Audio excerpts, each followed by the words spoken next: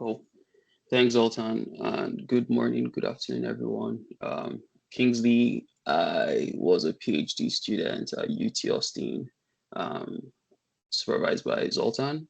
And during that time, we worked on this on CityLearn, originally developed by one of his previous students, but we added a bunch of other stuff on it, and that's what I'll be talking about today. So generally, I'll just introduce CityLearn, the motivation behind it, what's currently on the emulator, and where we're headed in terms of further development, especially things that align with the goals of the Subtask B2 and B3 for the Annex. I think most of us here probably have a figure like this. I've come across something like this. So historically, the electricity value chain has been unidirectional.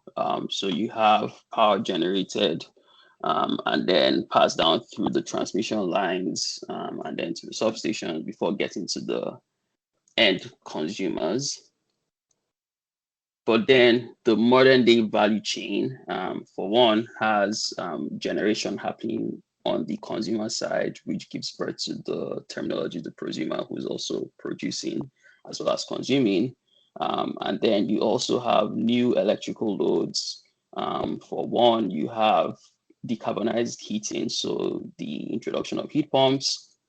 Then you have storage devices, so batteries and also EVs that, for one, act as a load on the power grid, but also can provide power back to the grid. So these bring, some challenges. For one, you have increased peak from the electrification. You also have new peaks, so the building profiles change from these distributed energy distributed loads, and you also have issues with grid instability from the reverse power flow issue. And then more importantly is the intermittent. Do we all have the same? Do we all have the same connectivity issues, or is it just me? Is the slide coming through nicely, or is it pretty blurry on my end? No, I have the same. Yeah, it would be the same. Oh, it's blurry? Yeah, it's blurry and the audio is a little distorted. I think there's some connectivity issues. Okay, just let me try to reshare. Sorry about that.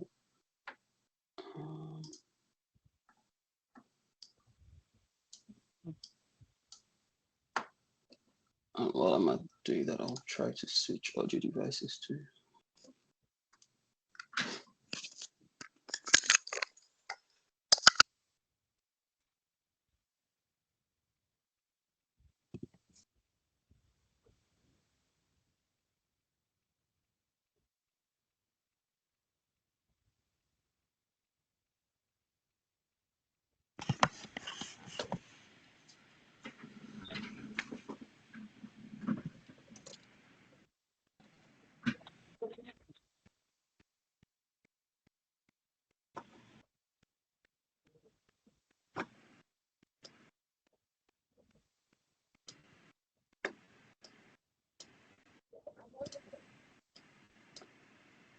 You all hear me? Yep. Yeah, we can hear you. It's all very grainy on our end. I don't see much on the slide. It's just like a poor connectivity issue, which is of course no one's fault. I just wanted to point that out.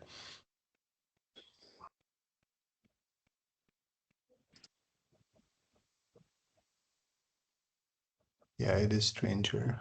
Who knows why?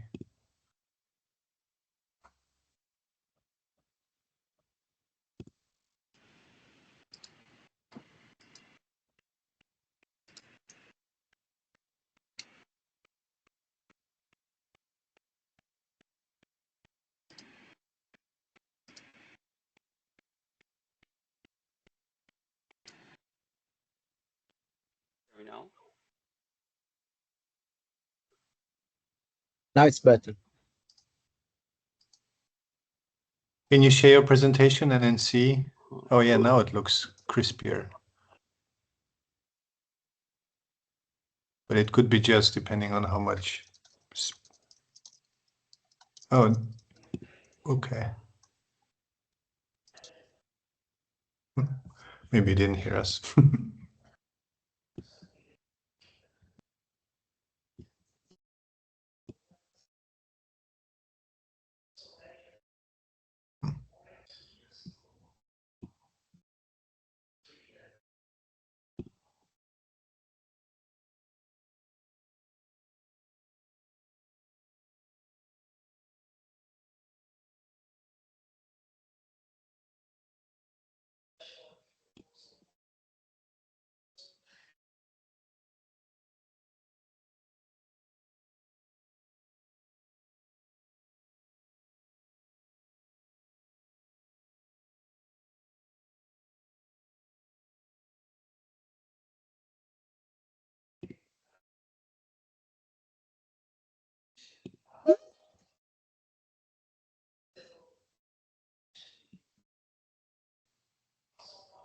Hi, how's the audio coming in now?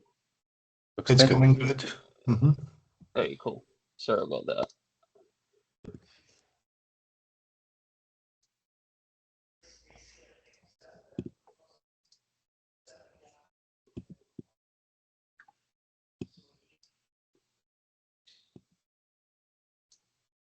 And the screen good?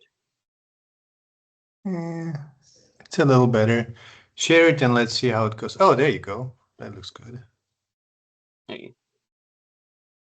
I'm just gonna keep it like this. Okay. Still going to presentation mode. Very cool. But yeah, so changes to electricity value chain, increased peak, new profiles, instability from reverse power flow, and also the intermittency of renewable sources. So grid interactive efficient buildings is one way to tackle some of these challenges by taking advantage of these distributed energy resources to flex the loads in the buildings and then continuously adapt to the supply demand conditions that we see on the grid. So for one, they already have efficient electric devices within the building. So without changing the building function, you're able to reduce the power demand. And then with self-generation from PVs, you can further reduce that demand. And in some cases, you're able to send back power to the grid. But the true power comes from the fact that we can continuously control some of these DRs, so batteries, the EVs, to kind of target periods when electricity is cleaner or cheaper to charge them, and then discharge them on the flip side when electricity is expensive or dirty. You can go into presentation mode, then we see a bit more of your screen. Yeah. Okay. As long as it doesn't make it blurry. Is it blurry on your end, or it's good this way? It looks better now. All right, cool, good. And I'll share the slides just in case anything is missed. So there's this idea of, we want to have a standardized environment to study the controls for these DERs, but we also want an environment that is light scale enough so that there isn't heavy computational overhead, but also provides opportunities to study different DERs and is not, limited to a specific platform and is also open source. So this table kind of summarizes the emulators that have come up over the years, starting from the first version of CityLearn back in 2019. And then other releases, so the likes of OCHRE, Bug Test from the national labs, and then the more recent CityLearn B2 environments that we released last year. And here I'm distinguishing them based on how they handle their thermodynamics, how customizable the environments are, if they have a standardized control interface, which allows us to either develop our own control algorithms or take advantage of other standardized control algorithm libraries that easily plug into these environments. And then the complexity of their energy models, the ability to handle multiple buildings and multi-agent control, And then since EVs are relatively newer, they are in the scope if they include the such loads. And then the consideration of the occupants in the control scheme. And lastly, the ability to have a resilience model to study things like power outages and short breaks. So as you can see from this table, the first CityLearn environment, for one, used pre-simulated thermal loads, ideal loads from Energy Plus, but now we're at a stage where we're able to use data-driven models, specifically LSTM models, to predict the temperature evolution in the buildings. So that way we can do things like heat pump control and also thermostat control. And then CityLearn and OCHRE are the two environments that are able to have fully customizable environments by taking advantage of DOE's end-use load profiles data sets that pretty much provides you with a plethora of residential buildings and commercial buildings, like energy models that you can pick from to build up your emulator environment. And then specifically for the control interface, all these environments except OCHRE have some sort of standardized environment, so standardized control interface.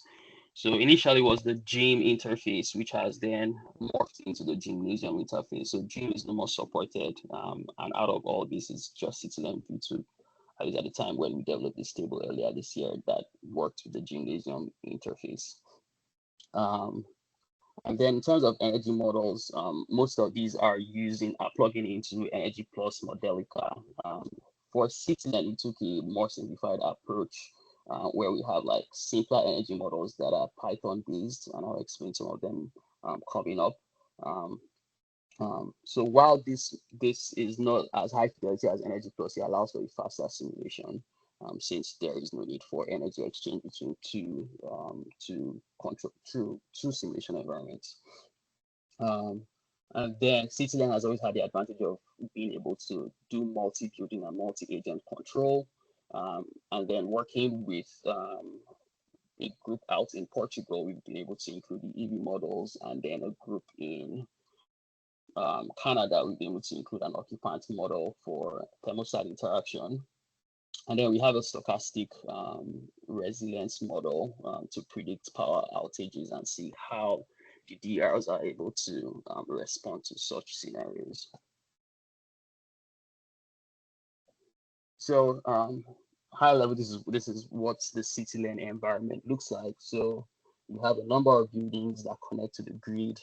These buildings receive price or emission signals from the grid as time series data, and you have the power outage model where you can disconnect from the grid and depend on just the storage and the PV to meet your electrical loads. Now within the buildings, you have the thermal loads and then you have the electrical loads. So thermal loads, you have the domestic hot water demand, space cooling and heating demand, and you have non-shiftable loads, so things like plug loads. And then more recently, we added the EV loads. So the EVs can operate in vehicle to grid mode, or they can operate in the normal mode where they're only pulling in from the grid and can send back to the grid. And then you have the PVs that can supplement whatever you need from the grid. So primarily we would fulfill any loads using the PVs and then the storage before we depend on the grid.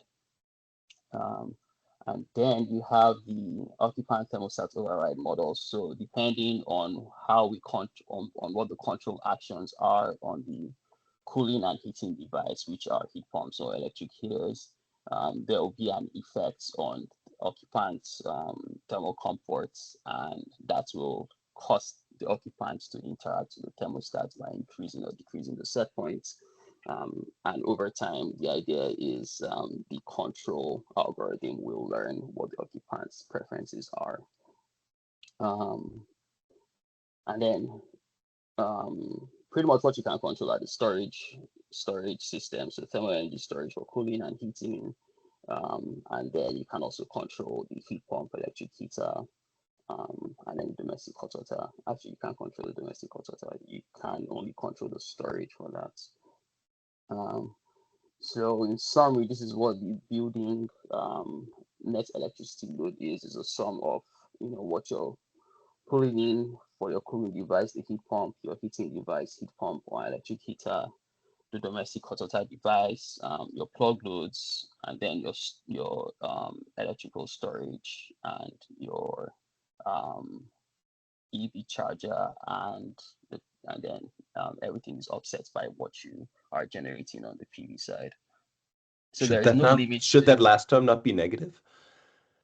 It should, but the assumption is that E is negative, like the E got it. value. Yeah, but this is negative. The E is negative.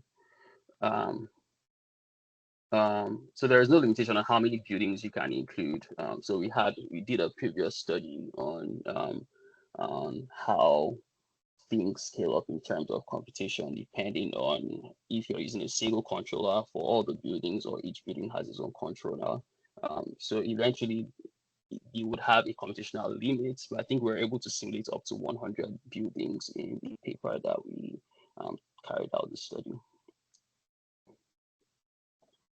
So a little bit on the heat pump model. So the initial CityLearn version, like I mentioned, did not have a thermodynamics model. So what we had done was we simulated the building in Energy Plus, pulled out the ideal loads, and then just let the storage and the grid meet that ideal load. So we retained that for backwards compatibility while also including a different control mode where you can control the heat pump. So for one, the heat pump you can use it for the space cooling, heating, or domestic hot water, and then the COP is just based on the Carnot cycle.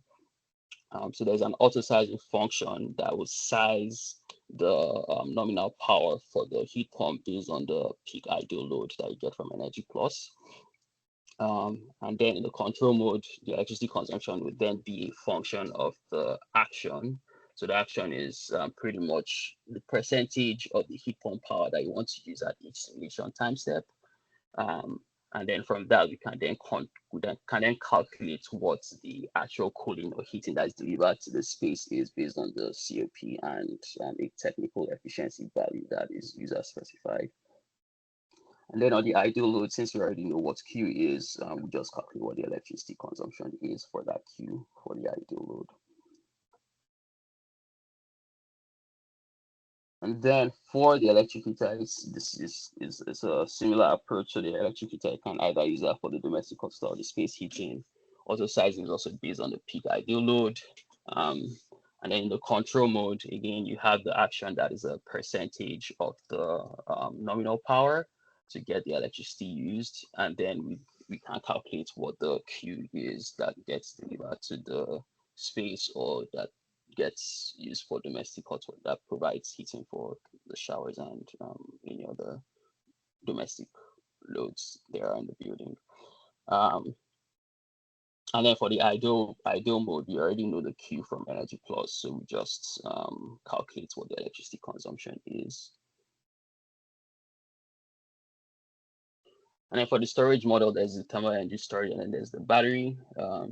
So the design here is the thermal energy storage systems are charged by either the heat pump or electric heater, and then they'll be discharged for either space cooling or heating, or then domestic hot water heating. So for each, and again, any of these thermal energy storage systems are optional. You don't have to have them in the environment. So depending on how you want to configure your buildings and your district, you may include like a domestic hot water storage. Of course, for residential buildings, it is unlikely that you would have a cooling storage tank. But yeah, and then for the order of execution is we will first use the heat pumps and electric heaters to meet the thermal loads before we consider charging. So if, for instance, the action prescribed by the agent is to charge the domestic hot water storage, and we're using an electric heater for the domestic hot water, we would make sure that we first met whatever the demand is in the building before doing the charging. But then on the reverse, when it comes to discharging, we'll first discharge the storage system before depending on the electric devices and the grid to meet the thermal loads. And then for the battery, yeah, go ahead. Someone say something. Yeah, just a quick question. That thermal storage, thermal storage discharge is the full instantaneous thermal load. It's you cannot share the load over a longer time period, because it seems like you would be potentially discharging this thermal storage very quickly, right? Come again? I didn't get that. I said in the second to last bullet, you say that TS will discharge thermal load before satisfaction from heat pump. That means once the TS is charged or has any charge, you will use it to fully discharge and fully meet the thermal load, rather than sharing between heat pump and the storage. Oh no. So this would depend on the control action. So if the controller says to charge the TES for a particular time step, and even if it has charge in it, since the action is to charge, we would only use the heat pump to meet the thermal load. So even if you have charge in the TES, it still depends on what the controller is asking for. Okay. That would determine. So you kind of still use both of them, the TES and the heat pump. And again, if the discharge action is less than the load, then you still have to depend on the heat pump or heater to meet the rest of the load. Yeah. And then for the battery, so that's charged by the grid. And then if the action is to discharge, then it's going to power either the heat pump, electric heaters, EVs, or meet the non-shiftable loads. And then the PVs will meet the electrical load, like I mentioned before we depend on the battery to discharge. And then similarly for both of them, the control action is a percentage of their capacity to charge or discharge. I don't go into much detail as far as the EV model is concerned, but it's pretty much the same as the battery model, except there is an availability schedule depending on if the occupant is in the building or not. But I put the reference to the paper for the EV model down here. And then for the PV model, what we're doing is we're using the system advisor model PV watts to simulate what the inverter output power is. We then use the tracking the sun data sets to get PV specifications that's feed into the PV watts model. And then that gives us what the inverter output is. And then we pretty much have an hourly profile for an entire year for what solar generation will be for each building.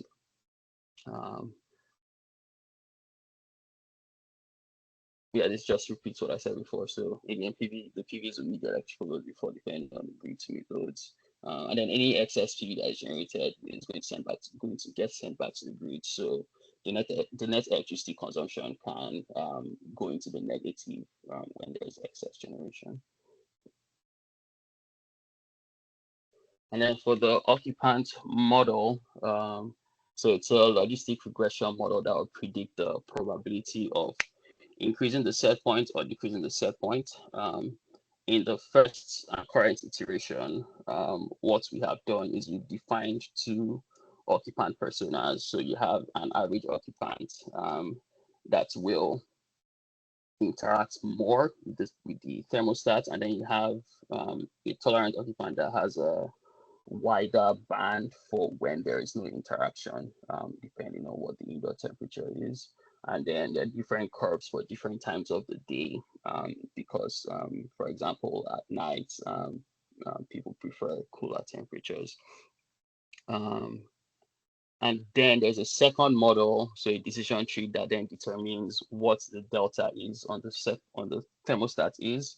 So if the probability turns out to be high that there will be an interaction, the decision tree then determines if it's a +1 or +1.5, -1, -1.5. delta on the set point. And then the way we're currently using this, or in the paper where we use this model, is once that thermostat set point gets changed, that is part of one of the observations that the agents, the RL agents, will receive. And then the idea is that the agent one needs to learn at what times the occupants will interact, to minimize that interaction by just making sure that they target the heat pumps to run at a power level that would always meet the temperatures that the occupant prefers.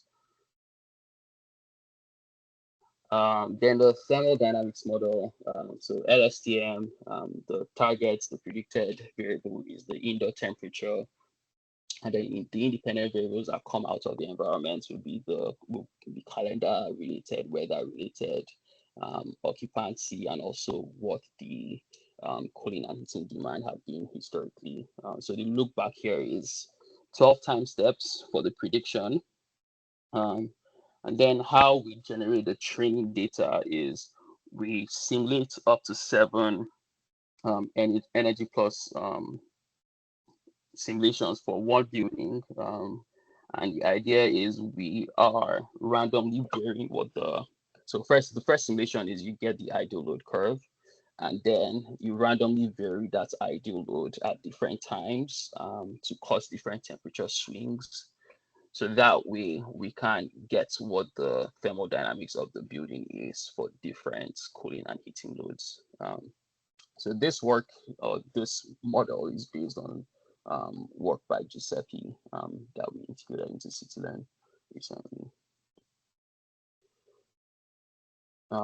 So in general, these are the different observable states. So in the environment, so some of them come from predefined building files or weather files. Some of them come from predefined carbon intensity profiles and pricing, time of use pricing. And then others are calculated because they're dependent on what the actions are as the simulation goes through. So things like consumption, the state of charge for the storages, those are all calculated observations.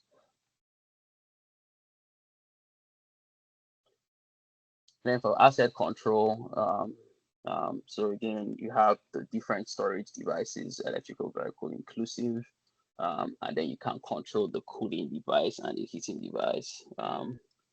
So this is an important point here, that's even if you have a heat pump in the building for cooling and heating, it's going to be 2 different heat pumps.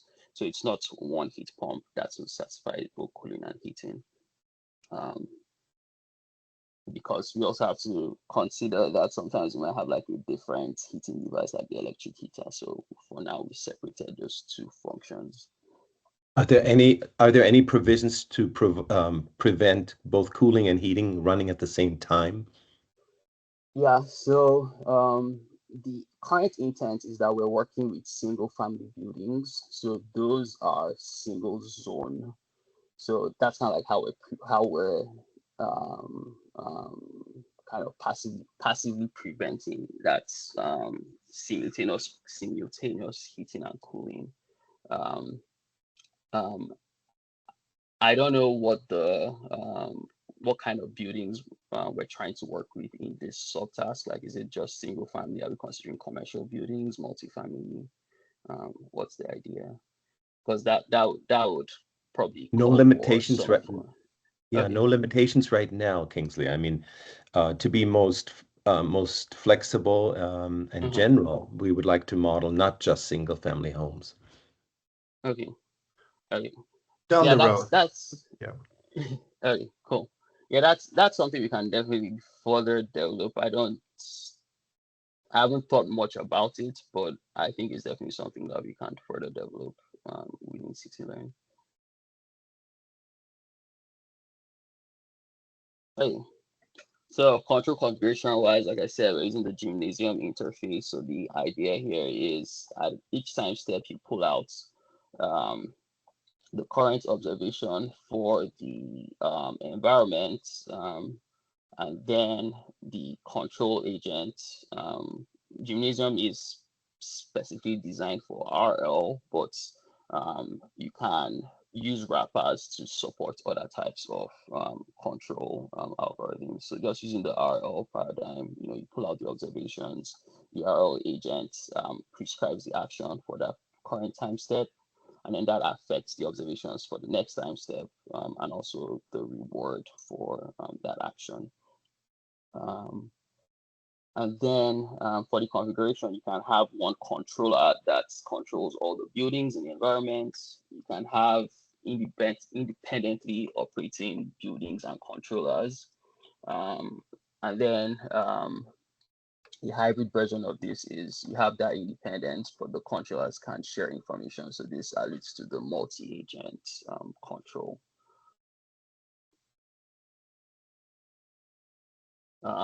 So within CityLearn, we have some inbuilt controllers. So the first one will be the baseline, where you're just trying to pretty much replicate the ideal load. So in the baseline, you're not controlling anything, no storage, no heat pump. And this is usually what we use to benchmark any other thing we develop eventually. And then you have RBCs in the inbuilt library for controllers. So the RBCs are only looking at the hour of the day to decide when to charge, discharge the storage systems. And then we have tabular Q learning. We have the SAC and Marlisa RL agents, and then we have a combination of RBC and RL. So we use the RBC to pre-train the RL controller, since with the RBC we already know what a kind of good enough action will be for different hours. So using that to initialize the RL, we've seen has helped the agent learn faster. And then lastly, there are options to plug in third-party RL libraries. So Stable Baselines 3 and RLlib are two of the popular ones that come up a lot. So what we've done is we've developed wrappers, and I'll show in a brief moment what those look like. We develop wrappers so that you can easily plug in anything that's been developed by these two platforms. Can you elaborate briefly what these third-party control agents offer over the other ones, the SAC or the Marlisa? Yeah. So Marlisa is something that we developed within our group. So I think Jose developed this. SAC is a general RL algorithm. So these third-party libraries will also have an SAC in them.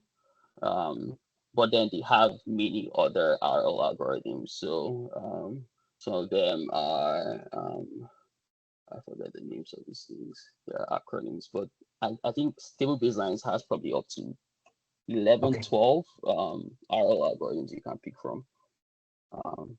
The limitation with Stable Baselines is it's only going to do single agent control, but RLlib has the advantage where you can have single agent and also multi-agent control. So sometimes if you like in this configuration where you need the information sharing, RLU, I think they have 4 or 5 multi-agent algorithms that you can work with.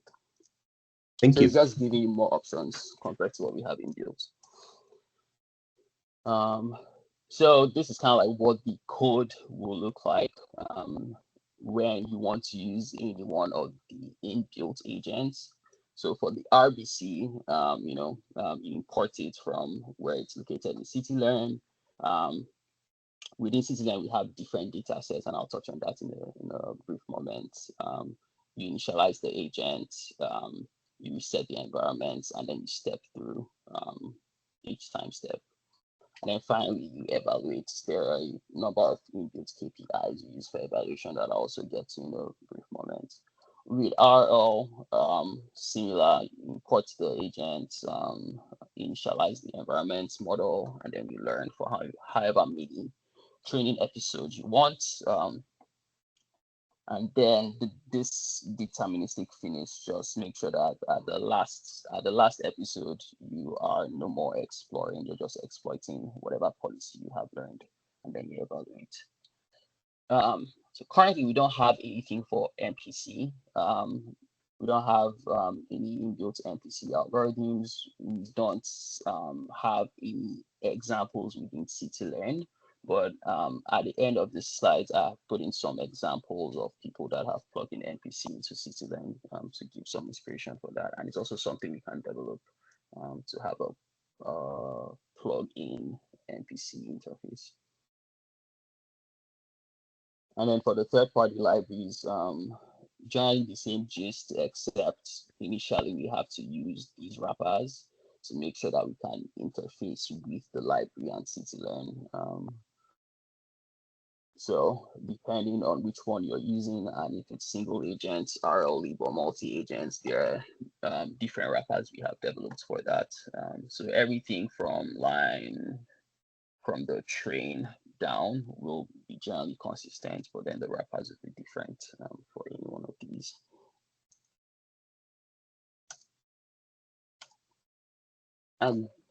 So speaking on the KPIs that we have, so internally we've developed these different KPIs that are based on thermal comfort, energy costs, emissions, resiliency, and the way we use this is we either calculate it at the end of a training episode or during a testing episode. And then there are building level KPIs and then district level KPIs. The district ones would typically use the summed district level electricity consumption for their calculation. So things like ramping, how the average peak loads have changed. Those would be the typical district KPIs. I know there was some work with Annex 81 about a year or two ago where they were developing some energy flexibility KPIs, and there was a Python library being developed. So that opens up the ground for more KPIs to be included in here if we can plug into that library. And then getting to the end here. So generally, this is the structure of a city and environment. So you have building files in CSV form. You have the .pth files, which are pretty much the LSTM models. And then you have also other time series for carbon intensity pricing, and then the weather. And then all these are linked up within a schema, just like how you have the IEA Kingsley, file for, yes, yeah. Kingsley, if you move your mouse, it stays blurry. If there's such a weak connection, if you don't move your mouse, then the picture sharpens up. It's like you don't see, but every time you transition to a new slide, for about a minute, we don't see anything. It's not readable right now, unfortunately. Oh my God. I won't move my mouse anymore. I'll spend some time on this so that it settles this particular slide. Yeah, no, I think it's just connection strength. Yeah. Hey. But yeah, so this schema is a JSON file. So it pretty much defines which observations are active, which actions are active generally, and then it then defines each building. So it points to the correct file for the building, the pricing. So typically the weather, pricing, and carbon intensity will be the same across all buildings, but you have the option to, if you ever wanted to like use different pricings for different buildings, you can specify that here with different files. And then you also define the technical parameters for the cooling device, heating device, the storage devices. And then the last part is the thermodynamics, so pointing to the correct file for the building's thermodynamics, so the LSTM model.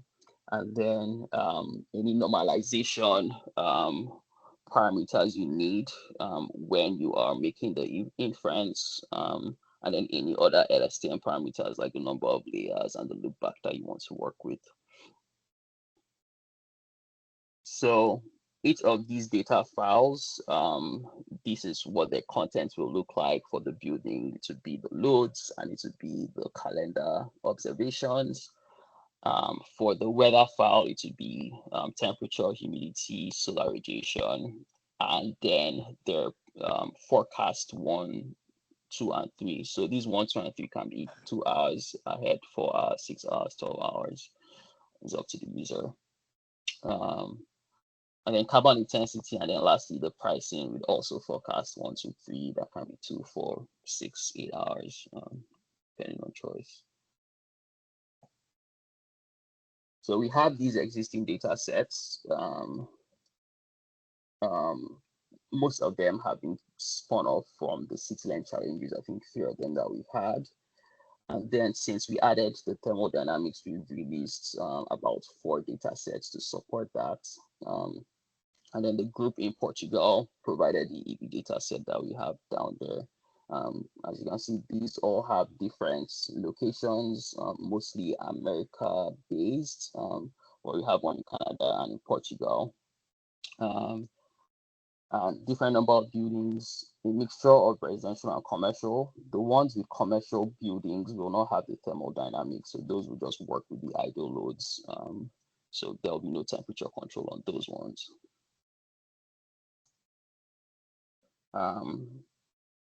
But on top of that, we have built a generator to plug into the end use load profiles data set.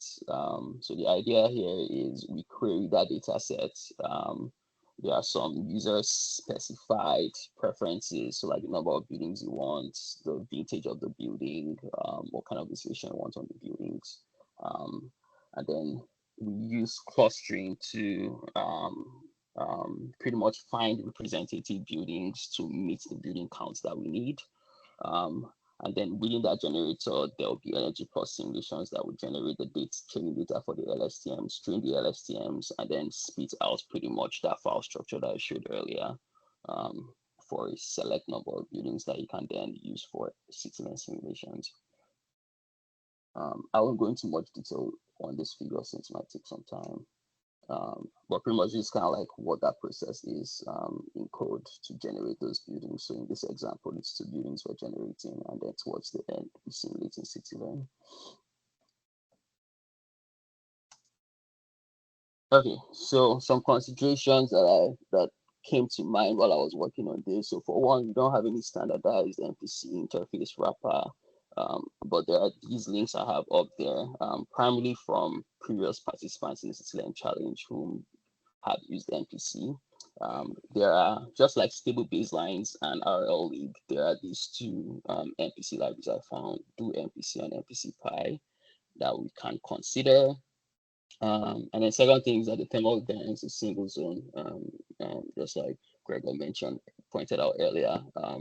So again, the idea here was like we're focusing on single family buildings.